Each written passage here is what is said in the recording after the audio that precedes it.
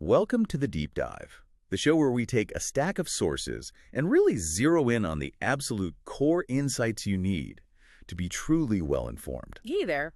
Today, we are plunging into a book that has, well, quite rightly become a classic, Stephen Covey's The 7 Habits of Highly Effective People. Absolutely. And this isn't just going to be a quick summary. We've really gone deep into the material, the thinking behind it, trying to pull out those foundational principles. Right. Our mission in this deep dive is to properly unpack these ideas, see how they might fundamentally shift the way we think about success, effectiveness, even our relationship. Exactly. You might have some aha moments listening to this, possibly even a real paradigm shift in how you approach things. Let's hope so. So let's open up these sources and see what they reveal. All right. So one of the first things Covey does right at the start is draw this really clear line, a distinction between two ways of thinking about success.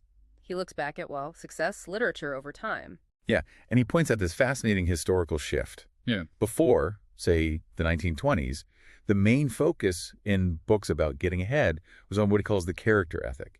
Things like integrity, humility, faithfulness, courage, justice, patience, the real bedrock stuff, hard work, simplicity, the golden rule. Exactly. Your success was basically seen as flowing from who you were, your inner core.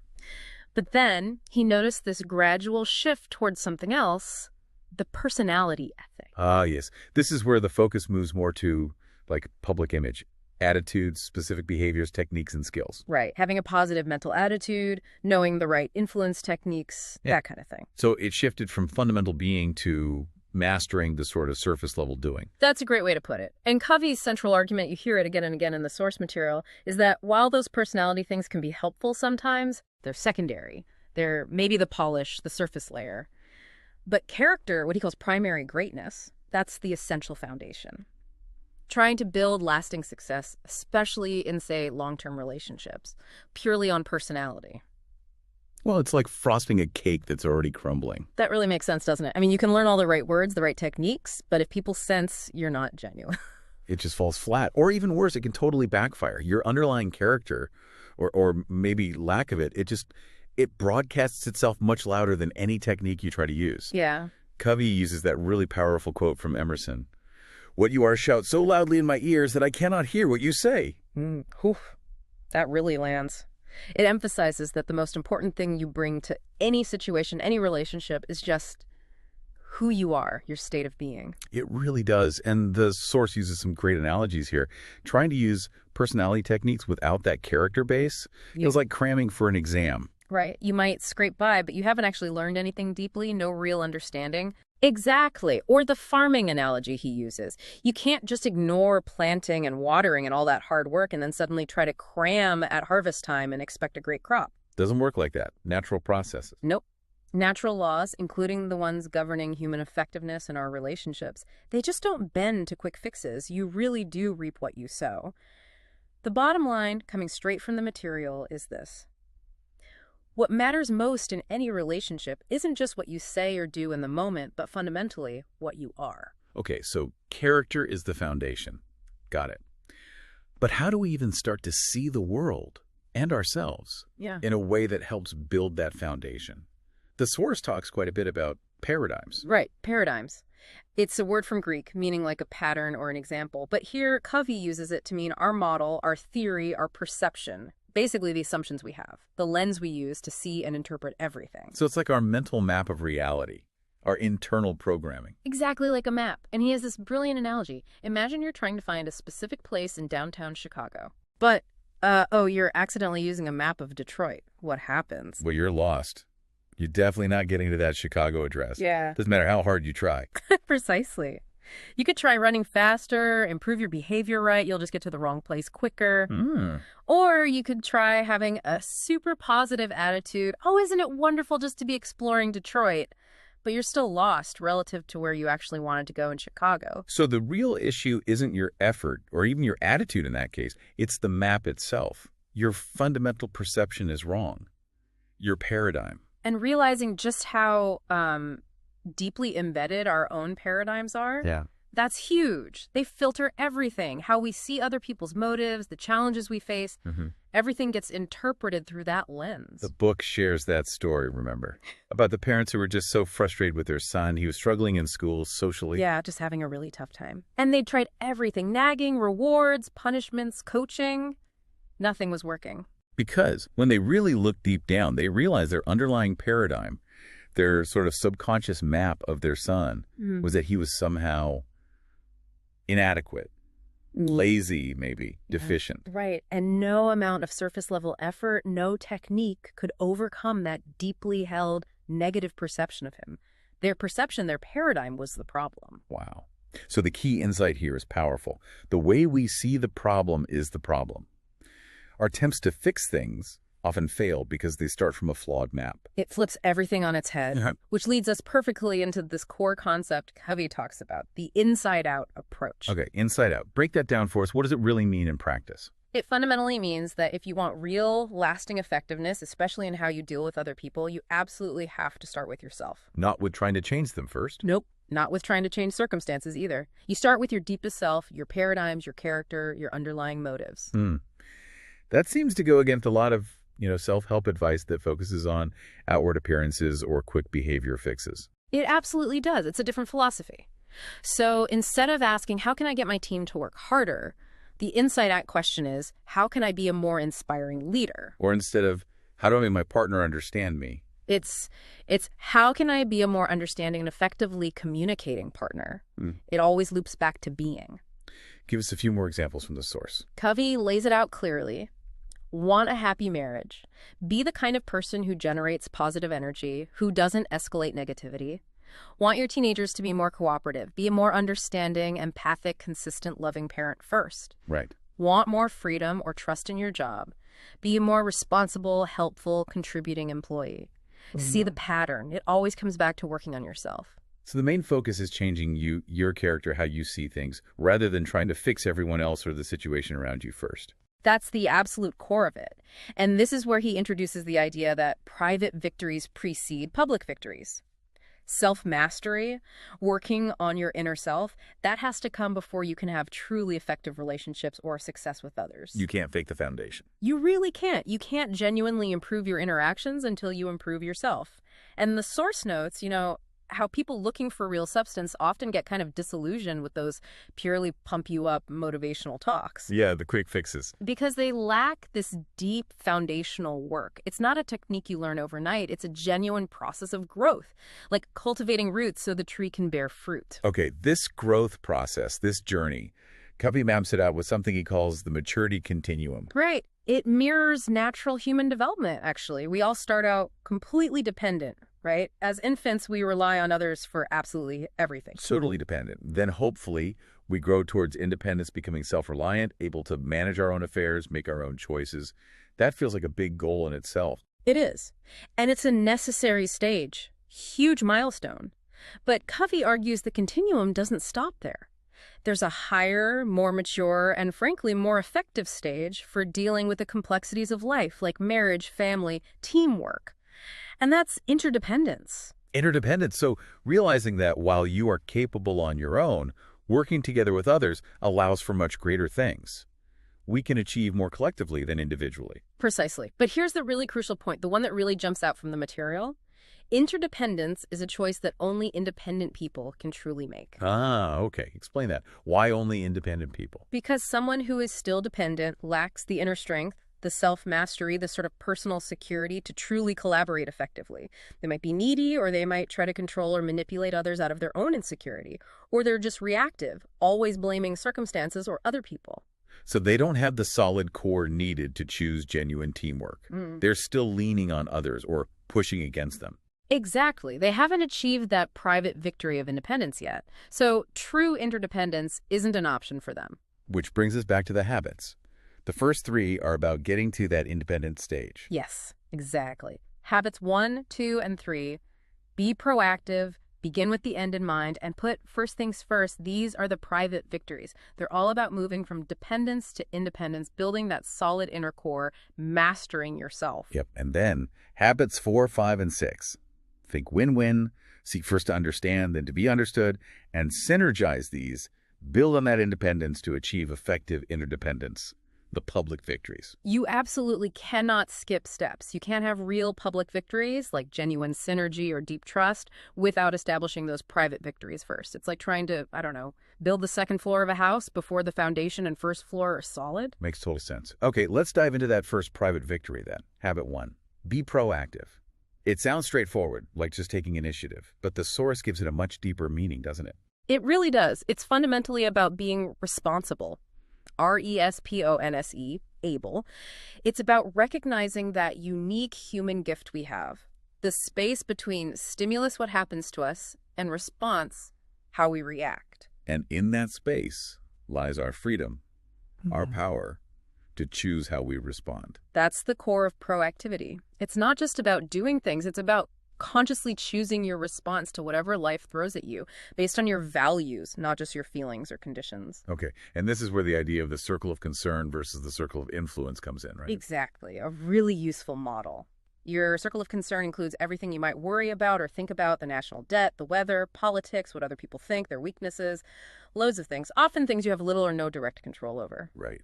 Big, wide world of worries. And then inside that, there's a smaller circle, your circle of influence. This contains the things you can actually do something about: your own habits, your attitude, your skills, your choices, how you treat people. The things you can directly impact. Yes. And Covey's key insight here is simple but profound. Proactive people focus their time and energy on their circle of influence. They work on the things they can actually change. Yes. And what happens when they do that? Their circle of influence actually starts to expand. They become more capable, more trusted, more effective, because they're putting their energy where it counts. Okay, and reactive people do the opposite. Reactive people tend to focus their energy on the circle of concern. They dwell on the problems out there. They complain about external factors. They blame other people or circumstances. They focus on things they can't control. And all that negative energy, that focus on blaming and accusing, it actually shrinks their circle of influence. They feel more and more like victims, powerless. It's such a powerful visual. Thinking back to that story about the parents and their struggling son. Perfect example. Initially, they were totally reactive, focused on his problems, his behavior, things out there in their circle of concern. And getting nowhere. Exactly. Nothing changed until they shifted their focus inward to their own paradigms about him, their own behavior towards him, their own responses working inside their circle of influence. That's when things started to shift. Or think about work. The person complaining endlessly about their terrible boss, focusing on the boss's flaws. Circle of concern. Versus the person who thinks, okay, what can I do? I can be more prepared, more helpful, more resourceful. They focus on their own actions, circle of influence, and often, over time, they gain more influence and respect, even with a difficult boss. It really connects to his distinction between the haves and the bees. Absolutely. The circle of concern is full of haves. If only I had a better manager. If only I had a more understanding spouse. If only I had more time. The problem is always perceived as being out there. And the really sharp point the source makes is, if you think the problem is out there, that thought itself is the problem, because it makes you passive, a victim. Exactly right. Whereas the circle of influence is full of bees. I can be more patient. I can be more proactive. I can be more loving. I can be more resourceful. It's the proactive, character-driven, inside-out approach. And Covey applies this even to different types of problems we face. Yeah, he breaks them down. Direct control problems, those involving our own behavior. Indirect control involving other people's behavior. And no control, things like the past or truly fixed situations. But for all of them? For all of them, the very first step to finding a solution lies within your circle of influence. Direct control. Work on your habits, the private victories. Indirect control. Work on your methods of influence, the public victories. No control. Work on your attitude, your acceptance. Changing how you see the problem, finding peace with it, like the wisdom in the Serenity Prayer. He throws down a great challenge, doesn't he? Try being purely proactive for 30 days. Yeah. Focus only on your circle of influence. Make small commitments to yourself and keep them. Don't criticize, don't blame, don't complain. Be a model, not a critic. Be part of the solution. And if you slip up? Admit it, learn from it, correct it if you can. It's all about working on you. A really demanding but powerful discipline. Okay, that's habit 1. That proactive foundation then leads directly into habit 2. Begin with the end in mind. Yes, the second private victory, this one is all about vision and purpose. And it's based on this principle of two creations, right? Yeah. That all things are actually created twice. That's the idea. First, there's the mental or first creation, the plan, the blueprint, the design, the script in your head. Then comes the physical or second creation, the actual making of the thing, the building, the execution. Makes sense. Like building a house, you wouldn't dream of just starting to nail boards together without a detailed blueprint first. That's the first creation. Or running a business. You need to clarify your purpose, your market, your strategy. That's the mental creation before you start hiring people and organizing resources for the physical creation. Even planning a vacation requires deciding the destination first. And the critical point is, if you don't consciously take charge of your own first creation for your life, if you don't define your own values, your own direction, your own script, then other people or circumstances will write it for you by default. Your parents, your boss, societal pressures, urgent crises, they'll shape your life if you don't define the end yourself. You end up just reacting. Living out someone else's agenda, maybe without even realizing it. Exactly. And this habit also brings out that vital difference between leadership and management. Oh, yes. How does he define those? Leadership is the first creation. It's about asking, what are the things we want to accomplish? It's deciding the destination, defining the values, the purpose, the vision. It's more right brain, big picture, philosophical thinking. Are we climbing the right ladder? And management is the second creation. Right. Management is about efficiency in climbing the ladder, putting first things first, organizing resources, handling logistics, scheduling, controlling. It's more left brain, how-to, disciplined execution. And Covey has that killer line about this. He does. Yeah. Efficient management without effective leadership is, and I quote, like straightening deck chairs on the Titanic. Ouch. Yeah. You can be incredibly efficient at doing the wrong things or heading in the completely wrong direction. You need to make sure you're in the right jungle before you start sharpening your machete and efficiently clearing a path. Precisely. Leadership first, then management. And the power of habit 2 lies in what Covey calls rescripting. Rescripting. Using our unique human endowments. Self-awareness to recognize the scripts we might already be living by default, imagination to visualize new possibilities based on our principles, and conscience to connect with what truly matters, our unique contribution. We can literally write a new script for ourselves. This sounds like where the idea of a personal mission statement comes in. Exactly. It's not just some corporate jargon. It's meant to be a personal constitution, a written expression of your deepest values, your ultimate aims in life. It's not something you dash off quickly, but something you craft and refine over time. And it becomes the standard by which you measure everything else, your decisions, how you spend your time. That's the idea. It gives you clarity and direction.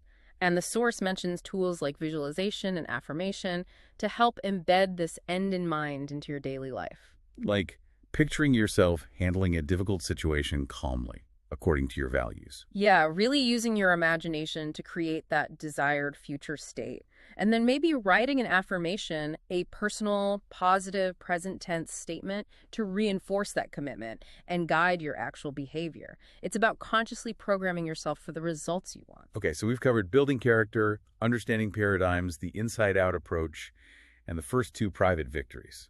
Proactivity and beginning with the end in mind. This really builds that personal foundation for independence. It does. And before we get fully into the habits of interdependence, the public victories, Covey introduces a couple of really key concepts that bridge the gap. They're crucial for making interdependence work. The first is the PPC balance.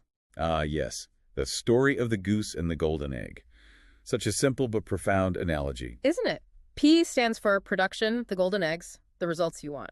PC stands for production capability, the goose, the asset or resource that actually produces those results. And real effectiveness isn't just about maximizing the eggs, getting as much P as possible right now. No, it's about finding the balance between P and PC. You need the golden eggs, sure, but you also have to take care of the goose that lays them. Makes sense. If you only focus on production and neglect the asset. The asset eventually breaks down or dies, and then you get no more production. It applies everywhere. Physical assets like a machine run it constantly without maintenance, PC, and it breaks, no more P. Financial assets spend all your capital, P, without reinvesting, PC, and you go broke. And crucially, he applies this to human assets, our relationships. Yes. This is huge. In relationships with customers, employees, family, the PC is the trust, the understanding, the goodwill, the strength of the relationship itself. The P is the cooperation, the problem solving, the results you achieve together. So if you constantly demand results from people, push them, pressure them, don't listen without investing in the relationship itself. Building trust, showing care, PC. You're essentially liquidating the human asset. You might get some short-term compliance, some golden eggs through force, but you damage the trust, the loyalty, the long-term capability, PC, of that relationship to produce effectively in the future. You kill the goose. That's a powerful warning, which leads perfectly into the second key concept for interdependence, the emotional bank account. Another brilliant metaphor, so intuitive. It really helps visualize trust in any relationship, doesn't it? Absolutely. Think of trust as an emotional bank account you hold with another person. Every interaction you have is either a deposit or a withdrawal. Okay, so deposits are things that build trust, like being courteous, kind, honest, keeping promises you make, really listening to understand, apologizing sincerely when you mess up. Exactly. Those actions build up the balance, the reserve of trust in the account. Withdrawals, on the other hand, deplete the trust. Things like being rude, showing disrespect, breaking commitments, being dishonest or deceitful, interrupting, ignoring someone, being judgmental. All withdrawals. And the balance in that account has a massive impact on the quality of the relationship and communication. How so? Well, when the trust balance is high, communication is easy, smooth, almost effortless. There's a lot of leeway. You can make a mistake, say the wrong thing occasionally, and people give you the benefit of the doubt because the account is full. There's goodwill there, openness. Exactly. But when the balance is low or overdrawn, oh boy, communication becomes incredibly difficult. It's tense, guarded, defensive. You feel like you're walking on eggshells or even through a minefield. Every word gets scrutinized, motives are questioned. Yeah. It's exhausting. Totally. And here's a really critical insight Covey connects to this. In interdependent situations, almost every P problem, every challenge, conflict, task you need to do together is actually a PC opportunity. Okay, unpack that. A problem is an opportunity. An opportunity to build the relationship, to make deposits in the emotional bank account. So instead of just seeing a disagreement as an obstacle to overcome, focusing only on the P, the immediate problem, you can see it as a chance to practice understanding, show respect, find a mutually beneficial solution. Which are all deposits, strengthening the relationship P for the future. Precisely. Remember those parents with the struggling son. If they just saw his school failure as a P problem, we need to fix this, they might resort to pressure or nagging, withdrawals. But if they saw it as a PC opportunity, how can we use this situation to build our relationship, understand him better, show our love and support? They make deposits. And that stronger relationship, that higher trust balance, actually makes it easier to address the original problem, P, effectively later on. Exactly. It shifts the whole dynamic from just transactional problem solving to relational investment. You build the capability, PC, that enables better results down the line. We've covered a huge amount of ground, building that inner strength, understanding how we see things, and these key ideas for connecting effectively with others. But how do you keep it all going? This seems like where the final habit, habit 7, sharpen the saw, fits in. Absolutely. Habit 7 is the habit of self-renewal. It's the one that makes all the other habits possible in the long run. You've got to maintain the asset, right? And you're the most important asset. It's about taking time to renew yourself. And Covey talks about this happening in 4 key dimensions of life. That's right. The physical dimension, exercise, healthy eating, sleep, managing stress. The spiritual dimension, connecting with your core values, finding meaning and purpose, perhaps through meditation, nature, art, or religious practice. Then the mental dimension, keeping your mind active and growing through reading, learning, writing, planning, visualizing. And finally, the social-emotional dimension, investing in your key relationships, practicing empathy, contributing to others, building that emotional bank account we just talked about. And the key point is they need to be in balance, right? You can't just focus on one and let the other slide for too long. Exactly. They're all interconnected. If you're physically exhausted, it's hard to be mentally sharp or emotionally patient. If you neglect your relationships, your emotional well-being suffers. If you lose touch with your spiritual core, your sense of purpose can drift. You need to renew all 4 areas consistently.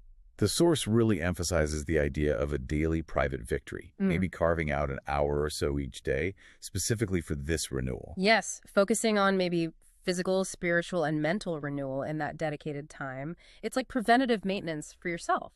It builds your energy, your clarity, your resilience, your intrinsic security. All the things you need to actually live the other 6 habits effectively, especially those challenging interdependent ones. It builds your overall PC, your personal production capability. And living these habits, fueled by this regular renewal, creates what Covey calls an upward spiral. It's this idea of continuous improvement, growth. As you practice the habits and renew yourself based on principles and conscience, your understanding deepens, your capacity increases. This allows you to live the habits on a higher plane, which leads to further growth and insight, moving you steadily up that maturity continuum towards greater effectiveness and richer interdependence. Wow. Okay. We have really covered a lot today. From that fundamental shift away from just personality techniques towards building solid character, to understanding the power of our internal maps, our paradigms, and why we need to start inside out with ourselves. We traced that journey of growth from dependence through independence built by the private victories, like being proactive and beginning with the end in mind. And then explored those vital bridges to effective interdependence. The PPC balance, keeping the goose healthy, and building trust through the emotional bank account. And finally, tying it all together with Habit 7. Sharpen the saw, the crucial practice of balanced self-renewal that fuels the whole upward spiral. It's definitely a comprehensive framework. And it's certainly a challenge to the sort of quick fix mentality we often see today. It really demands patience, discipline, and that willingness to look inward first. Yeah, it really asks you to examine who you fundamentally are, not just what you do. To really look at your own paradigms. Where's your energy going? Into blaming and worrying in the circle of concern, or into constructive action in your circle of influence? Are you consciously building towards an end that truly matters to you, or are you just reacting day to day? Are you investing in your relationships or just making withdrawals? So maybe let's leave you, our listener, with this thought to chew on, drawing directly from this deep dive. If, as Covey argues, the way you see the problem often is the problem, take a moment. Think about the biggest challenge you're facing right now in your work or your life. And ask yourself, what hidden paradigm, what underlying map or assumption might be silently shaping how I'm seeing this problem, and maybe even preventing me from solving it effectively? See if you can just identify it. That awareness alone could be the first powerful step towards rewriting your script and finding a better way forward. We really hope this deep dive has given you some valuable insights to think about. Thanks for exploring these foundational ideas with us today.